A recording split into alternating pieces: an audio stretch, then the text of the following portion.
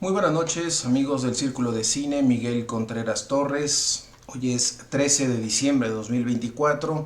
Estamos realizando la quinta sesión de 6 que tendrá este seminario de lectura que hemos titulado Lógica Narrativa en Bremont, y en el cual estamos revisando un artículo titulado La lógica de los posibles narrativos de Claude Bremont, que apareció publicado en el número 8 de la revista Comunicaciones en 1966, un número octavo de la revista Comunicaciones bajo el título de Investigaciones semiológicas, el análisis estructural de los relatos, y que en su versión original en francés la hemos compartido en el enlace de esta transmisión para que puedan ustedes consultar el documento, para que también puedan ver los esquemas que Bremont presenta en este artículo.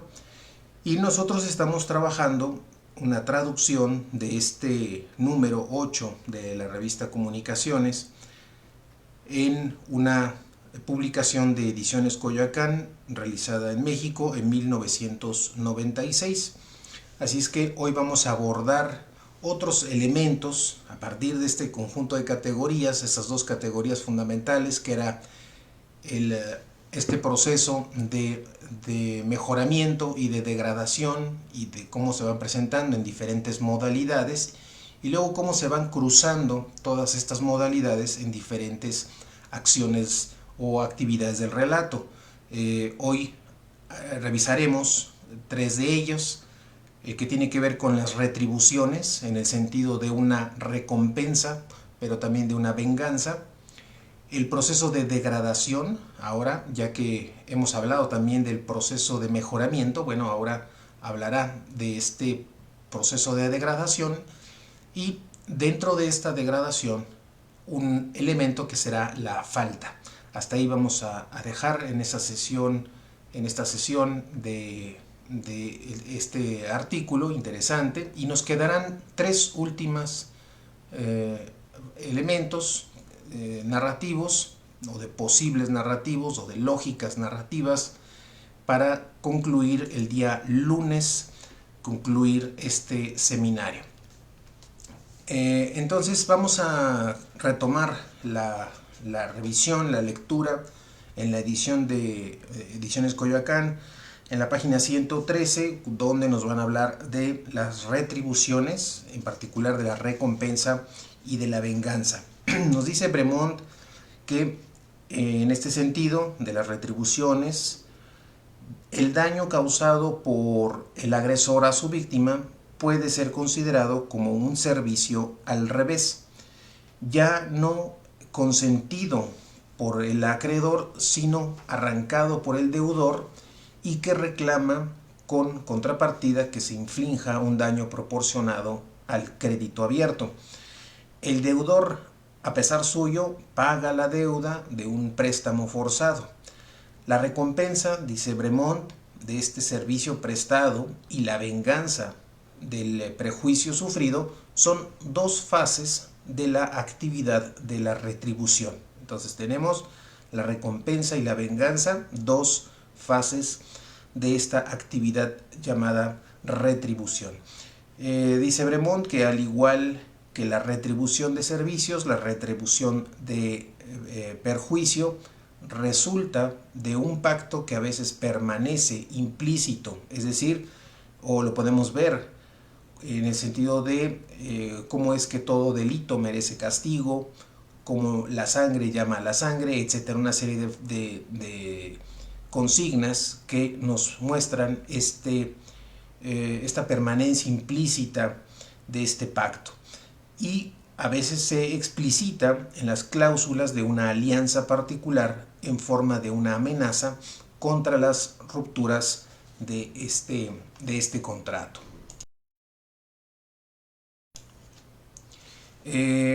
Aparece aquí un nuevo tipo, dice Bremont, que es el retribuidor, le va a llamar retribuidor. y dos subtipos de este retribuidor, que serán los siguientes: el retribuidor que recompensa y, por otro lado, el retribuidor que castiga. El retribuidor es, en cierto modo, el garante del contrato. Desde su perspectiva, todo servicio va a pasar a ser un beneficio que requiere una recompensa, y por otro lado, todo perjuicio va a ser una falta que requiere un castigo. Su papel va a coincidir con el deudor puntual en saldar sus deudas y reparar las faltas del deudor insolvente o recalcitrante.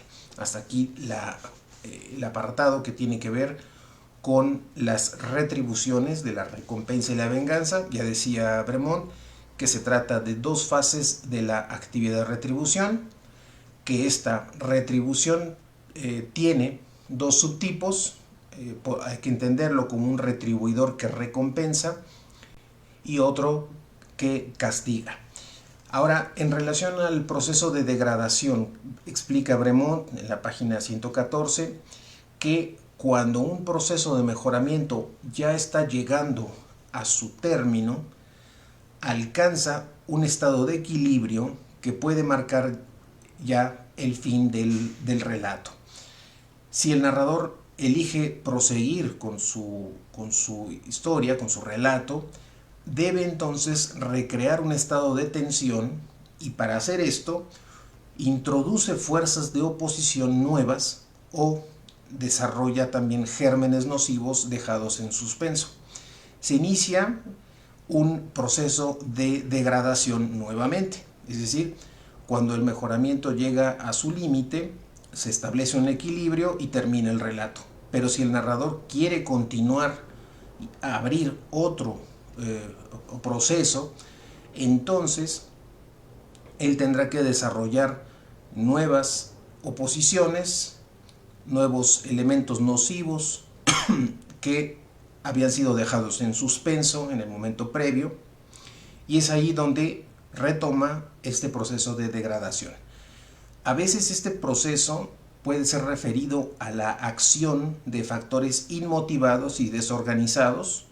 Por ejemplo, cuando se dice que el héroe enferma, cuando comienza a aburrirse, cuando ve que nuevos nubarrones se insinúan en el horizonte sin que la enfermedad, los problemas o los propios nubarrones sean mostrados, sean presentados como agentes que sean responsables, que tengan una iniciativa y que los efectos de ellos se articulen en conductas realizadoras de un proyecto. Entonces, en este caso, este proceso de degradación está como indeterminado y solo se va a mostrar como la mala suerte que tiene el héroe, como circunstancias desgraciadas que sufre el héroe. A veces, por el contrario, también puede ser referido a la iniciativa de un agente que sí muestra una responsabilidad, por ejemplo, un hombre, un animal, un objeto, una entidad antropomórfica, es decir, algún elemento, algún agente que sí tiene una presencia responsable en ese inicio del proceso de degradación o nuevo principio de degradación, por así decirlo. Este agente puede ser el beneficiario mismo, si comete, por ejemplo, un error que le traiga consecuencias graves. Puede ser también un agresor o puede ser también un acreedor con quien el beneficiario tiene una deuda que saldar. En este caso, como una consecuencia de un servicio prestado o de un perjuicio también infringido. Puede, finalmente, dice Bremont, ser un deudor en favor de quien el beneficiario elige deliberadamente sacrificarse. Antes, nos dice Bremont, encontramos estas formas de degradación.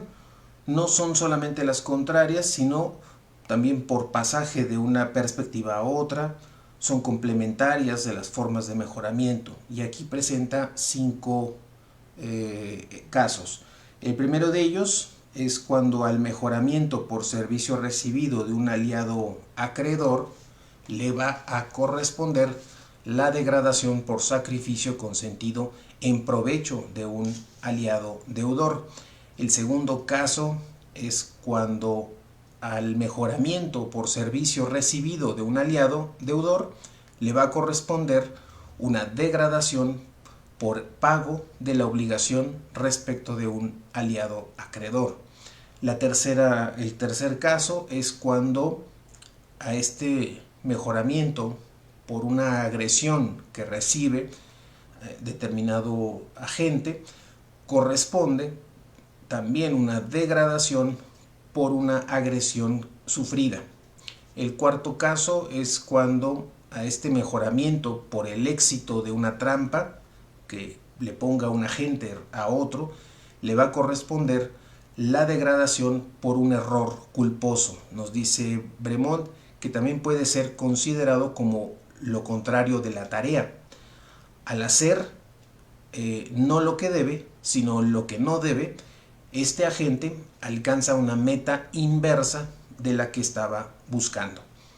Y el quinto caso se refiere al mejoramiento por venganza lograda, el logro de la venganza, y eso le trae un mejoramiento, y eso le va a corresponder a la degradación por un castigo recibido.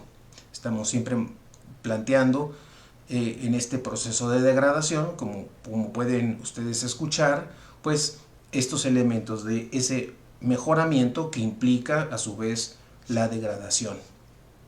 Por eso siempre está como pareados cada uno de estos cuatro casos. El proceso de degradación iniciado por estos diversos factores puede desarrollarse sin encontrar obstáculos, dice Bremont, ya sea porque estos no se presentan por sí mismos, porque nadie puede ni quiere interponerse. Por el contrario, también surgen obstáculos y estos funcionan como protecciones de este estado satisfactorio previo. Estas protecciones pueden ser fortuitas, pueden resultar de una feliz coincidencia de circunstancias, puede también hacer efectiva la intención de una resistencia de un agente dotado con iniciativa, y en este caso las protecciones se organizan como conductas cuya forma va a depender de la configuración del peligro y por otra parte de la táctica que va a elegir dicho protector. También dirá, ya para finalizar este apartado del proceso de degradación, que estas protecciones bien pueden tener éxito, pero también estas protecciones pueden fracasar, pueden no tener el resultado esperado. En este último caso, el estado degradado que resulta abre entonces la posibilidad de procesos de mejoramiento que sean compensadores. Él le va a llamar mejoramiento compensadores, entre los cuales toman la forma de una reparación específicamente adaptada al tipo de degradación que el agente ha sufrido. Ahora en el apartado que tiene que ver con la falta, será el último que revisaremos en esta sesión, página 115, nos dice Bremont que la falta, esta presencia en los relatos, se puede caracterizar a este proceso de la falta como una tarea cumplida, pero al revés. Es decir, inducido al error, el agente va a emplear una serie de medios para alcanzar un resultado opuesto a su fin o para destruir ventajas que él quiere conservar. Entonces, esta función de esta especie como de tarea invertida, los procesos nocivos van a ser considerados como medios, en tanto que esas reglas aptas para asegurar o conservar una ventaja van a ser tratadas ahora como un obstáculo. Lo que en un sentido directo, por así decirlo, esta tarea le permitiría asegurar y conservar una ventaja, la falta va a ser como un proceso inverso en el que más bien se entenderá como un obstáculo, ¿no?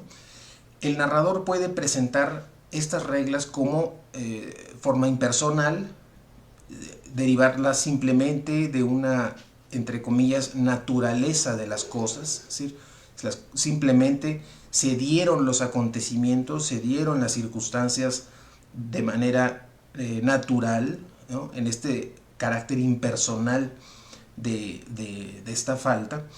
En este caso, por ejemplo, su transgresión solo va a perjudicar al imprudente que al iniciar un encadenamiento de estas causas y efectos funestos, sanciona él mismo la falta que comete. Pero el relato también puede hacer que estas reglas, de estas reglas prohibiciones que emanan de la voluntad de un legislador. Y entonces se va a tratar de cláusulas restrictivas, le dice Bremont, cláusulas restrictivas que están introducidas por un aliado oficioso en el tratado que él suscribe por un aliado obligado. Entonces nos dice en la página 116 que este queda comprometido a observarlas para poder disfrutar o seguir gozando de un servicio. Por ejemplo, cuando este agente desea permanecer en el paraíso terrestre, etc. La transgresión de una deuda perjudica al aliado acreedor y es este daño el que requiere eventualmente la intervención de un retribuidor que haga una sanción o que sancione esta traición al pacto que se ha hecho. La falta entonces va a consistir aquí no propiamente en la infracción, sino en la ilusión de poder infringir impunemente las reglas.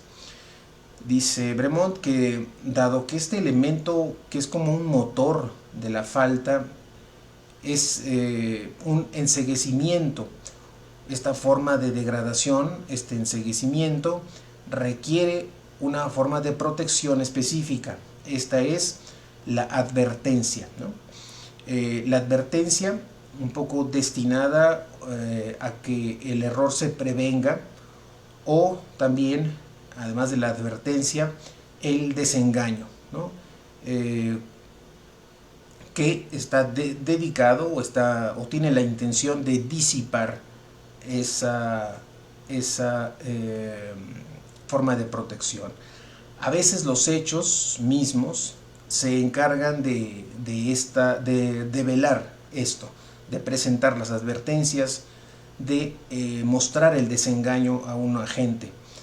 En otros casos son los aliados clarividentes que asumen esa tarea de revelar a la gente, advertirle de un peligro o de un error, o desengañarlo de ciertas circunstancias. Enunciado o recordando la regla, tienden a encarnarla, aunque no sean sus autores. Si el engañado pasa por alto sus advertencias, esta perseverancia en el error los va a perjudicar, y la catástrofe resultante es al mismo tiempo la sanción de esta nueva transgresión. Mientras el aliado que encarna esta regla es tratado como un adversario, el propio adversario que ayuda a infringir esta regla va a ser tratado como un aliado. Según ya sea que ignore o que conozca las consecuencias de esta especie de ayuda o supuesta ayuda que está procurando, es él mismo engañado o engañador. En este último caso, de que resulta como un engañador, este engaño se va a insertar como una fase preparatoria de una celada, de una trampa, en una maniobra que sobre todo tiene que ver con la agresión. Nos dice Bremont que la degradación que resulta de la falta puede ya también marcar el fin del relato.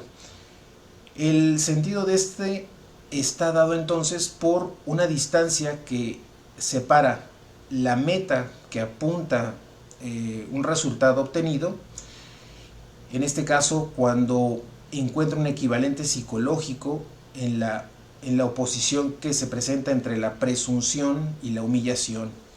Si el narrador, a pesar de esto, de que aquí, cuando esta degradación marca o puede marcar ya propiamente el fin del relato, pero si el narrador decide seguir su relato, los distintos tipos de mejoramiento que ya se han señalado están a disposición del escritor para poder trabajar con ellos. Entre estas formas de mejoramiento hay uno que, nos dice Bremont, conviene electivamente a la reparación de las consecuencias de la falta, porque va a representar un proceso inverso. Nos dice Bremont que es el cumplimiento de la tarea mediante la cual el agente, usando esta vez, ahora sí, los medios adecuados, restablece por un mérito propio la prosperidad arruinada por su torpeza. Entonces estas son como las posibilidades que plantea la falta, cómo la falta puede llevarnos a la culminación del relato, pero también cómo es que si se desea continuar con esta, el uso de procesos de mejoramiento están a disposición del narrador para poder restituir esta falta de otras maneras. Y sobre todo, Bremont va a destacar que pues dentro de estas posibilidades hay uno que conviene más para mostrar esta reparación de la falta, y es cuando este agente utiliza adecuadamente los medios que antes quizás los hubiera utilizado mal, ahora los utiliza de manera adecuada, y con ello va a restablecer esa situación o esa prosperidad que había sido causada, o esa prosperidad, digamos, nueva, ya al final del relato, y que no había sido posible alcanzar por la propia torpeza de ese propio agente, ¿no? En un mal uso de los medios, digamos.